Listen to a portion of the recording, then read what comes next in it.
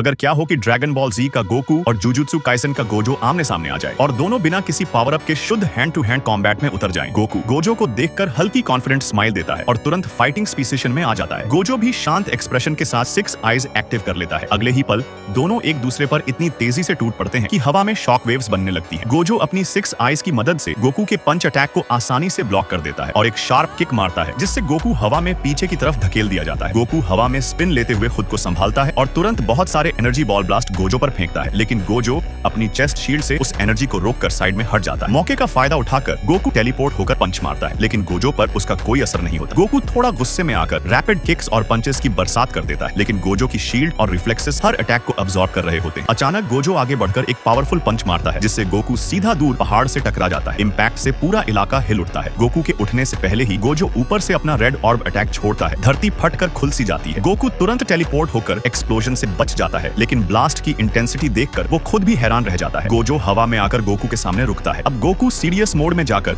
Super साइयन transform हो जाता है। उसका ऑरा जमीन को चीरता हुआ आकाश तक उठता है। दोनों फिर से टकराते हैं और उनके पंचेस के टकराने से जमीन कांपने लगती है, मानो धरती पर कोई बड़ा विस्फोट हो रहा हो। गोकू एक तेज माइंड प्ले करता है। गोजो के आगे पीछे टेलीपोर्ट होते हुए पीछे से एक स्ट्रॉन्ग कमेहमेहा ब्लास्ट छोड़ देता है। धमाके से पूरा बैटलफील्ड रोशन हो जाता है। गोकू को लगता है कि ये बैटल यही खत्म होता है, लेकिन धुआं हटते ही पता चलता है कि गोजो ने अपनी चेस्ट शील्ड की मदद से कामेहामेहा को भी रोक दिया है। सेकंड पार्ट के लिए कमेंट कर देना।